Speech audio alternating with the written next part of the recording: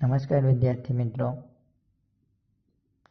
આપણે આજે વિજ્ઞાનમાં 5મું ચેપ્ટર જે આપણે પૂર્ણ કરેલું છે, જે આપણે મટીરીયલમાંથી ક્વેશ્ચન આન્સર સમજવાના છે, જેમાં કોલસો અને પેટ્રોલિયમ ચેપ્ટર નંબર 5, જેમાં આપણે ક્વેશ્ચન આન્સર સમજીએ.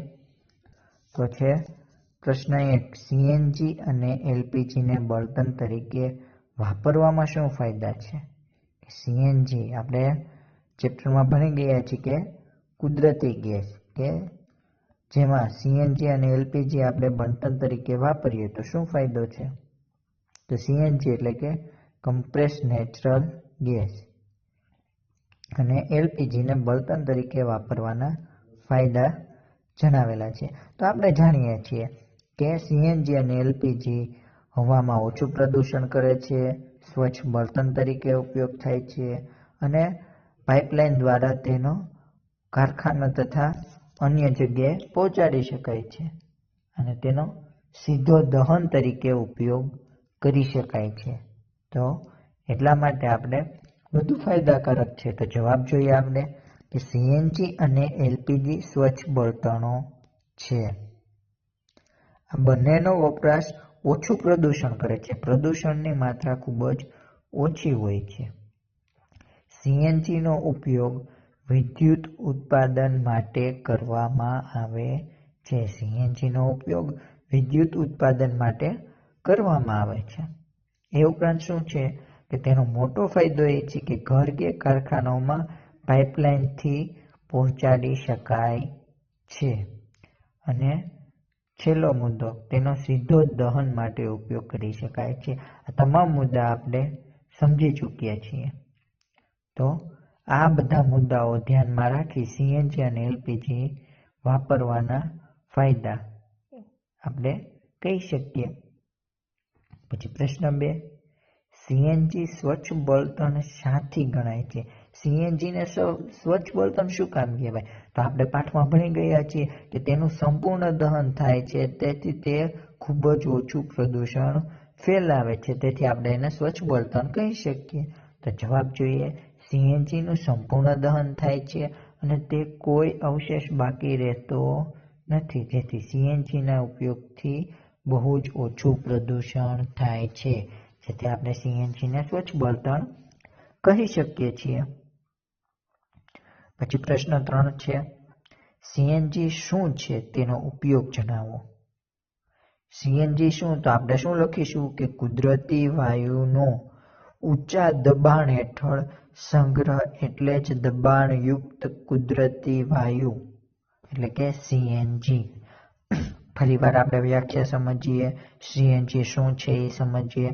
તો કે કુદરતી વાયુનો ઊંચા દબાણ હેઠળ સંગ્રહ, એટલે જ દબાણયુક્ત કુદરતી વાયુ, જેને આપણે સીએનજી કહીએ છીએ. આ વાયુને પાઇપલાઇન દ્વારા ઘર કે કારખાનામાં સીધો પહોંચાડી શકાય છે, ત્યાં દહન માટે ઉપયોગમાં લઈ શકાય છે. હાલમાં સીએનજીનો ઉપયોગ વાહન વ્યવહારમાં પણ બળતણ તરીકે થાય છે, આપણે બધા સારી રીતે જાણીએ છીએ. પ્રશ્ન 4 જોઈએ,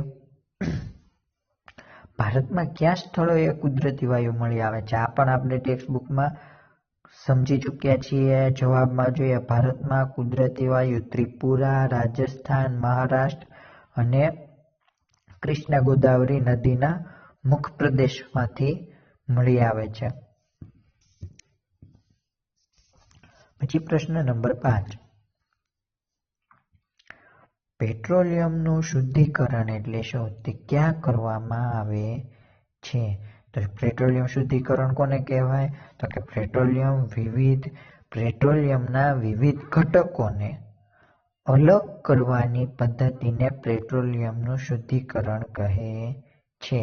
આ ક્રિયા પેટ્રોલિયમ રિફાઇનરીમાં કરવામાં આવે છે. આપણે જાણીએ છીએ પેટ્રોલિયમમાં વિવિધ ઘટકો કે જે આપણે પેટ્રોલ, ડીઝલ વગેરેને અલગ અલગ વિભાજિત કરવામાં આવે છે. તો આ જે આખી પ્રક્રિયા થઈ તેને પેટ્રોલિયમનું શુદ્ધિકરણ કહે છે, કે પેટ્રોલિયમના વિવિધ ઘટકોને અલગ કરવાની પદ્ધતિને પેટ્રોલિયમનું શુદ્ધિકરણ કહે છે. આ ક્રિયા પેટ્રોલિયમ રિફાઇનરીમાં કરવામાં આવે છે. પછી પ્રશ્ન નંબર 6. પેટ્રોકેમિકલ્સના થોડા ઉપયોગો જણાવો.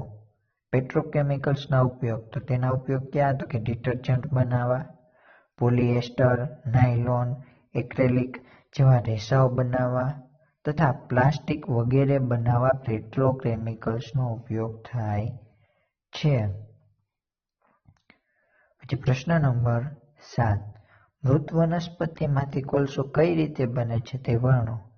આ પ્રક્રિયાને કયા નામથી ઓળખાય છે? તો આપણે જ્યારે પાઠની શરૂઆતમાં કોલસો ક્યાંથી મળી આવે છે તો આપણે ત્યારે સમજ્યા હતા કે લગભગ 300 મિલિયન વર્ષ પહેલા પૃથ્વીના નીચાણવાળા અને ભેજયુક્ત વિસ્તારોમાં ગીચ જંગલો હતા. જે આપણે સ્ટોરી સ્વરૂપે સમજ્યા હતા એ જ જવાબ છે કે ખૂબ નીચાણવાળા ભેજયુક્ત વિસ્તારમાં જંગલો હતા. કુદરતી આફતોને કારણે આ જંગલો જમીનની નીચે દટાઈ ગયા અને તેની ઉપર માટી જમા થતી હોવાથી તે દબાતા ગયા. હવે આપણે જાણીએ છીએ કે જમીનમાં જેમ નીચે જઈએ તેમ તાપમાન અને દબાણમાં વધારો થાય છે, જેથી આ મૃત વનસ્પતિઓ કોલસામાં પરિવર્તન પામે છે. અને જે આ પ્રક્રિયા થઈ તેને શું કહેવાય છે? તો કે કાર્બોનાઇઝેશન. તો આપણે વિગતવાર જવાબ જોઈએ કે શું જવાબમાં જોયું કે 300 મિલિયન વર્ષ પહેલા જ્યારે ગાઢ જંગલો ભેજયુક્ત વિસ્તારમાં હતા તો કુદરતી આફતોના કારણે જંગલો જમીનની નીચે દટાઈ ગયા અને તેમની ઉપર માટી જમા થતી ગઈ. હવે ઊંડે ઊંડે જવાને લીધે તાપમાનમાં પણ વધારો થતો ગયો અને દબાણમાં પણ વધારો થાય છે, જેને લીધે મૃત વનસ્પતિઓ ધીરે ધીરે કોલસામાં રૂપાંતર પામતી ગઈ અને કોલસામાં મુખ્યત્વે કાર્બન હોય છે. આપણે જાણીએ છીએ કે કોલસામાં મુખ્યત્વે શું હોય તો કે કાર્બન હોય છે. મૃત વનસ્પતિની કોલસામાં રૂપાંતર થવાની આ ધીમી પ્રક્રિયાને કાર્બોનાઇઝેશન કહે છે.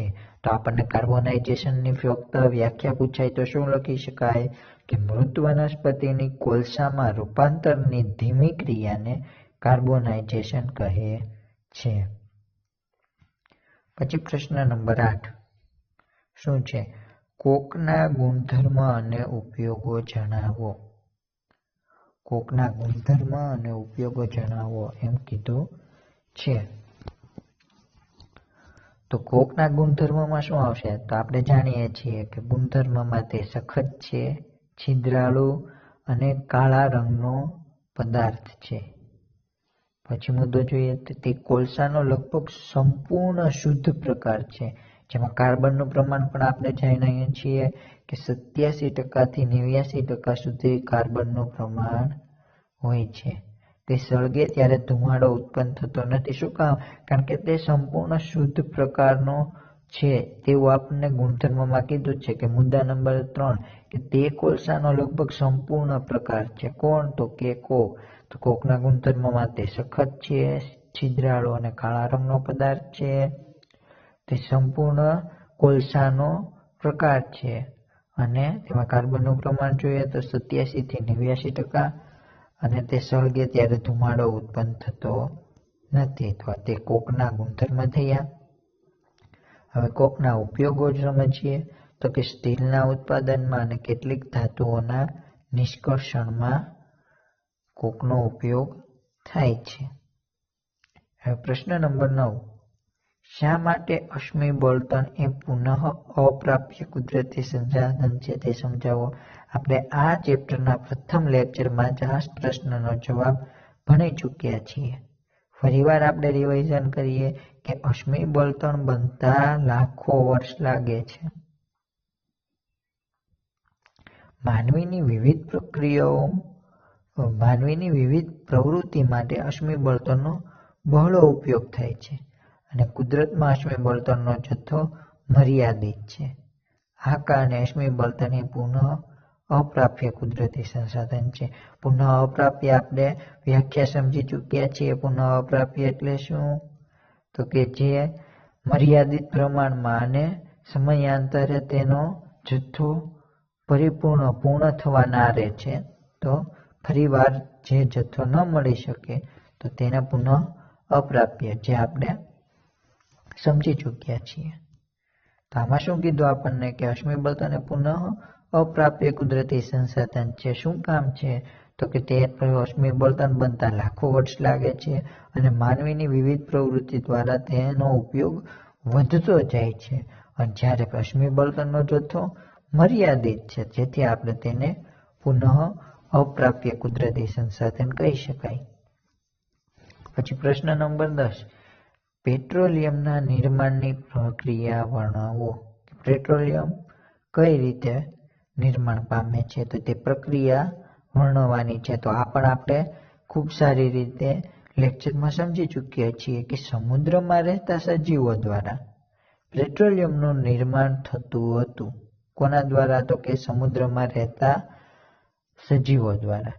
આ જીવો મૃત્યુ પામતા તેના મૃતદેહો સમુદ્રના તળિયે એકઠા થતા ગયા. હવે તેની પર રેતી અને માટીના સ્તરો ઢંકાતા ગયા અને તેમના સ્તર થતા ગયા. આ પ્રક્રિયા લાખો વર્ષ સુધી ચાલી રહી.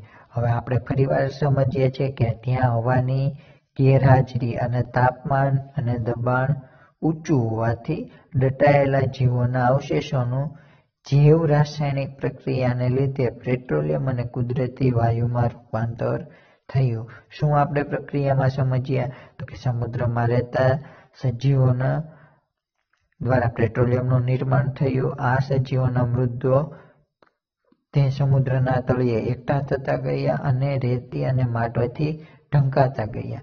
એ ઉપરાંત હવાની ગેરહાજરીમાં તેનું તાપમાન અને દબાણ ઊંચા હોવાને કારણે તે સજીવોનું જૈવ રાસાયણિક પ્રક્રિયાને લીધે શું બને છે? તો કે પેટ્રોલિયમ અને કુદરતી વાયુમાં રૂપાંતર થાય છે. હવે તમે જોઈએ આપણે તો છે મુદ્દાસર જવાબ. તો તેમાં હવે પ્રશ્ન 1, કોલટારના ગુણધર્મ લખી તેના ઉપયોગ. તો તેના કોલટાના ગુણધર્મ અને ઉપયોગ આપણે જણાવવાના છે. તો સૌપ્રથમ કોલટાના ગુણધર્મ આપણે આ લેક્ચરમાં ભણી ચૂકેલા છે, ફરીવાર રિવિઝન સ્વરૂપે જોઈ લઈએ. તો કે કોલટારના ગુણધર્મ. તો કોલટાર કેવું હોય છે? તો કે તે કાળા રંગનું ઘટ પ્રવાહી છે. તે અણગમતી વાસ ધરાવતું પ્રવાહી છે અને તે લગભગ 200 જેટલા કાર્બનિક પદાર્થોનું મિશ્રણ છે. તો આપણે તેના ગુણધર્મમાં લખી શકીએ કે ઘટ કાળું પ્રવાહી છે, તે અણગમતી વાસ ધરાવતું છે અને 200 જેટલા કાર્બનિક પદાર્થોનું મિશ્રણ છે, જે આપણે કોલસાના ગુણધર્મ એટલે કે કોલટારના ગુણધર્મોમાં લખી શકીએ. પછી શું છે કે કોલટારના ઉપયોગો. તો તે કઈ જગ્યાએ ઉપયોગી છે? તો જીવન જરૂરિયાતની ચીજવસ્તુના ઉત્પાદનમાં પ્રાથમિક ઘટક તરીકે. જીવન જરૂરિયાતની ચીજવસ્તુના ઉત્પાદનના પ્રાથમિક ઘટક તરીકે કોલટાનો ઉપયોગ થાય છે. એ સિવાય રંગો, દવાઓ અને વિસ્ફોટકો બનાવવા. પછી આગળ કે સુગંધિત દ્રવ્યો બનાવવામાં પણ કોલટાનો ઉપયોગ થાય છે. પ્લાસ્ટિક પેન્ટ, ફોટોગ્રાફિક પદાર્થો તથા છત બનાવવા પણ તેનો ઉપયોગ થાય છે. ડામરની ગોળી બનાવવા પણ કોલટાનો ઉપયોગ થાય છે. તો કોલટાના ગુણધર્મ અને ઉપયોગો વિશે આપણે ચર્ચા કરી. હવે પછી આપણે જોવાનું છે કે પેટ્રોલિયમના વિવિધ ઘટકો અને તેમના ઉપયોગો. જે વિવિધ જુદા જુદા ઘટકો આપણને પેટ્રોલિયમમાંથી મળે છે, તો કયો ઘટક કઈ રીતે ઉપયોગી છે? તો આપણે એ જોઈએ તો પેટ્રોલિયમ વાયુ હોય તો આપણને કઈ રીતે ઉપયોગી છે? તો કે ઘર અને ઉદ્યોગો માટેનું બળતણ તરીકે આપણે એનો ઉપયોગ કરીએ છીએ. બીજું છે પેટ્રોલ. તો આપણે સારી રીતે જાણીએ છીએ કે મોટર, હવાઈ જહાજના બળતણ તરીકે તથા ડ્રાય ક્લિનિંગ માટે સોલ્વન્ટ તરીકે તેનો ઉપયોગ થાય છે. પછી કેરોસીન, સ્ટવ, દીવા અને જેટ પ્લેન માટેનું બળતણ છે. ડીઝલ ભારે વાહનો તથા ઇલેક્ટ્રિક જનરેટર માટેનું બળતણ છે. ઊંજણ તેલ ઊંજવા માટે ઉપયોગ થાય છે. પેરાફિન મીણ મલમ મીણ અને વેસેલિન વગેરે જગ્યાએ તેનો ઉપયોગ થાય છે. અને છેલ્લો બિટ્યુમિન કે રંગો બનાવવા તથા રોડ સમતલ કરવા ઉપયોગ થાય છે. તો આપણે પેટ્રોલિયમના વિવિધ ઘટકોના નામ અને તેના ઉપયોગો સમજ્યા. હવે આપણે જોઈએ તો છે પ્રશ્ન નંબર 3 કે અશ્મિ બળતણના વપરાશની નુકસાનકારક અસરો જણાવો. કે અશ્મિ બળતણનો વપરાશ આપણે કરીએ છીએ તો તે નુકસાન કઈ રીતે થાય છે, તેનાથી શું અસર જોવા મળે છે આપણે સમજાવવાનું છે. તો અશ્મિ બળતણનું દહન થાય ત્યારે ઉત્પન્ન થતું કાર્બન ડાયોક્સાઇડ વાયુ ગ્લોબલ વોર્મિંગ સાથે સંકળાયેલો છે. કે આપણે જાણીએ છીએ કે કાર્બન ડાયોક્સાઇડનું પ્રમાણ વધતા ગ્લોબલ વોર્મિંગ વધુ થાય છે. તો તે ગ્લોબલ વોર્મિંગ સાથે સંકળાયેલો છે. કયો વાયુ? તો કે કાર્બન ડાયોક્સાઇડ. તો ઉત્પન્ન ક્યાંથી થાય? તો કે અશ્મિ બળતણના દહનથી. તો કે અશ્મિ બળતણના દહન થાય ત્યારે ઉત્પન્ન થતો કાર્બન ડાયોક્સાઇડ ગ્લોબલ વોર્મિંગ માટે સંકળાયેલો છે. તો અશ્મિ બળતણ પણ ગ્લોબલ વોર્મિંગ અશ્મિ બળતણનું દહન પણ ગ્લોબલ વોર્મિંગ માટે જવાબદાર કહી શકાય. પછી બીજો મુદ્દો જોઈએ. કોલસા જેવા અશ્મિ બળતણના દહન દરમિયાન ઉત્પન્ન થતા વાયુ જેવા કે carbon dioxide, sulphur dioxide, nitrogen oxide વાતાવરણને પ્રદૂષિત કરે છે. કોલસાનું દહન થાય ત્યારે તેમાંથી ઉત્પન્ન કયો વાયુ થાય? તો કે કાર્બન ડાયોક્સાઇડ, સલ્ફર ડાયોક્સાઇડ અને નાઇટ્રોજનના ઓક્સાઇડ જે વાતાવરણને પ્રદૂષિત કરે છે. એ ઉપરાંત વાયુઓ વરસાદના પાણીમાં ભળી એસિડ બનાવે છે અને જે એસિડ વર્ષા સ્વરૂપે જમીન પર પડે છે તે જે જમીન પ્રદૂષણ પણ કરે છે. આપણે જાણીએ છીએ એસિડ વર્ષા તમે અગાઉના ધોરણમાં ભણી ચૂકેલા છો. તો આ ઝેરી વાયુઓ જ્યારે વાતાવરણના ભેજ સ્વરૂપે કે વાતાવરણમાં પાણીમાં ભળે છે અને તે વરસાદ સ્વરૂપે જમીન પર આવે છે જેને આપણે એસિડ વર્ષા કહીએ છીએ. તો તે એસિડ વર્ષા પણ જમીનને પ્રદૂષિત કરે છે. અને છેલ્લો મુદ્દો જોઈએ તો કે અશ્મિ બળતણનું અપૂર્ણ દહન થાય તો અદહન પામેલા કાર્બનના રજકણો હવામાં ફેલાય છે જે માનવીના શ્વસન તંત્રના રોગો પેદા કરે છે. કે આપણે જાણીએ છીએ કે અશ્મિ બળતણનું અપૂર્ણ દહન સંપૂર્ણ દહન નથી થતું તેથી તેમાં અવશેષો રહે છે.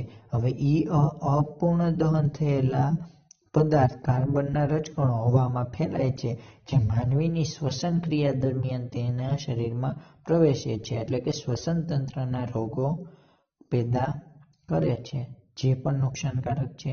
તો અશ્મિ બળતણને નુકસાનકારકતા વિશે આપણે ચર્ચા કરી. હવે પ્રશ્ન નંબર 4 પેટ્રોલ ડીઝલ બચત કરવા શું કરવું જોઈએ અથવા પેટ્રોલ ડીઝલ જેવા બળતણોનો વિવેકપૂર્વક ઉપયોગ કઈ રીતે કરી શકાય. તો આપણે જાણીએ છીએ બધા કે શક્ય હોય ત્યાં સુધી આપણે વાહનોનો ઉપયોગ ઓછો કરવો, નજીકના સ્થળોએ ચાલીને જવું, પછી સમયાંતરે ગાડીની સર્વિસ કરાવવી જોઈએ. એ ઉપરાંત આપણે જોઈએ કે ટ્રાફિક સિગ્નલ પર જરૂર વગર ગાડી ચાલુ ન રાખવી જોઈએ. તો જેવા બધા ઉપાયો છે જે આપણે સમજવાના છે. તો પહેલો ઉપાય જોઈએ તો કે ચાલીને જઈ શકાય તેવા સ્થળોએ પેટ્રોલ કે ડીઝલથી ચાલતા વાહનોનો ઉપયોગ કરવો જોઈએ નહીં. બીજો મુદ્દો જોઈએ બને ત્યાં સુધી એકધારી અને મધ્યમ ગતિથી વાહન ચલાવવું જોઈએ. ત્રીજો ટ્રાફિક સિગ્નલ આગળ તમારે રાહ જોવાની હોય તો તે સ્થળે વાહનને એન્જિન બંધ કરી રાખવું જોઈએ. લાંબા અંતર સુધી એક વ્યક્તિ જવા માટે પોતાના વાહનને બદલે સાર્વજનિક વાહન બસનો ઉપયોગ કરવો જોઈએ. અને અંતિમ મુદ્દો પોતાના વાહનના એન્જિન સમયાંતરે ચકાસણી કરાવી તથા નિયમિત જાળવણી રાખવી જોઈએ. કે આ બધા મુદ્દાનું કહેવાનો મતલબ એ કે વાતાવરણમાં પ્રદૂષણનું પ્રમાણ ઘટાડવું જોઈએ. તે માટે આપણે આવા વાહનોનો જરૂરિયાત મુજબ ઉપયોગ કરવો જોઈએ. પછી પ્રશ્ન નંબર 5, પેટ્રોલ અને ડીઝલ જેવા બળતણોનો વિવેકપૂર્ણ રીતે શા માટે ઉપયોગ કરવો જોઈએ? તો આપણે જાણીએ છીએ કે પેટ્રોલ અને ડીઝલ એ પેટ્રોલિયમમાંથી મળેલા ઘટકો છે. આપણે પેટ્રોલિયમના શુદ્ધિકરણ દ્વારા પેટ્રોલ અને ડીઝલ મેળવીએ છીએ. તો તે બંને પેટ્રોલિયમના એક ઘટકો થયા. પેટ્રોલિયમ એ પુનઃ અપ્રાપ્ય કુદરતી સંસાધન છે. તેને બનતા પાછા કેટલા લાખો વર્ષ લાગે છે. પુનઃ અપ્રાપ્ય છે અને તેને બનતા લાખો વર્ષ લાગે છે. તેમ છતાં તેનો જથ્થો મર્યાદિત હોવાથી નજીકના ભવિષ્યમાં ખૂટી જવાની સંભાવના છે. એ સિવાય શું આપણને કીધું? તો કે તેનો જથ્થો મર્યાદિત છે અને નજીકના ભવિષ્યમાં ખૂટી જવાની સંભાવના છે. તેનો અવિચારી અને બેફામ ઉપયોગ કરવાથી તે જલ્દી ખૂટી જઈ શકે છે અને વાહન વ્યવહાર ઠપ થઈ શકે છે. જેથી તેને કરકસરપૂર્વક અને વિવેકપૂર્વક ઉપયોગ કરવાથી આપણી પછીની પેઢીનો અંધારામય સામનો કરવો પડશે નહીં. એટલા માટે આપણે તેનો વિવેકપૂર્વક ઉપયોગ કરવો જોઈએ. પછી પ્રશ્ન નંબર 6 છે એ 2004 થી 2020 સુધીની ભારતની કુલ પાવર તંગી જેનો એક ગ્રાફ દર્શાવેલો છે તે તમે જોઈ શકો છો. હવે ફક્ત આપણે 2 પ્રશ્ન જોવાના છે. વૈજ્ઞાનિક કારણો. તો વૈજ્ઞાનિક કારણ એ કે અશ્મિ બળતણને પુનઃ અપ્રાપ્ય કુદરતી સંસાધન ગણવામાં આવે છે. આપણે સમજી ચૂક્યા છીએ. તો શું છે કે અશ્મિ બળતણ એ સજીવોના મૃતદેહના અવશેષોમાંથી બનેલ છે. આ બનવાની પ્રક્રિયા લાખો વર્ષ સુધી અવિરત ચાલુ રહી અને અશ્મિ બળતણનો જથ્થો મર્યાદિત છે, જેને કારણે અશ્મિ બળતણ એ પુનઃ અપ્રાપ્ય કુદરતી સંસાધન ગણવામાં આવે છે. અને બીજો કે પેટ્રોલિયમને કાળું સોનું કહે છે. આ પણ આપણે ટેક્સ્ટબુકમાંથી જ્યારે પાઠ સમજતા હતા ત્યારે સમજી ચૂક્યા છીએ કે પેટ્રોલિયમમાંથી ઘણા બધા ઉપયોગી પદાર્થો મેળવવામાં આવે છે, જેના અલગ અલગ ઘટકોનો ઉપયોગ બળતણ, ઊંજણ, રંગો, માનવસર્જિત રેસા અને પ્લાસ્ટિકના ઉત્પાદનમાં થાય છે. તેમજ જેમ સોનું કિંમતી ધાતુ છે તેમ આ કાળું પ્રવાહી ઘણું જ કિંમતી હોવાથી તેને કાળું સોનું પણ કહે છે. જેથી પેટ્રોલિયમને કાળું સોનું કહે છે. શું કામ? તો કે તેમાંથી મળતા ઘટકોનો વિવિધ રીતે ઉપયોગ, જેમાં અમુક બળતણ તરીકે, ઓઝોન તરીકે, માનવસર્જિત રેસાઓ, પ્લાસ્ટિક વગેરેના ઉત્પાદન એટલે કે વગેરેના ઉપયોગમાં આપણે લઈ શકીએ છીએ. એટલા માટે તે પ્રવાહીને આપણે પેટ્રોલિયમને કાળું સોનું કહે છે. બાકીની ખાલી જગ્યા, જોડકા અને વન-લાઇનર ક્વેશ્ચન જે તમે તમારી રીતે સમજી શકો છો અને વ્યાખ્યાઓ. તો આપણે અહીં ચેપ્ટર નંબર 5 કોલસો અને પેટ્રોલિયમ પૂર્ણ કરીએ છીએ. અસ્તુ.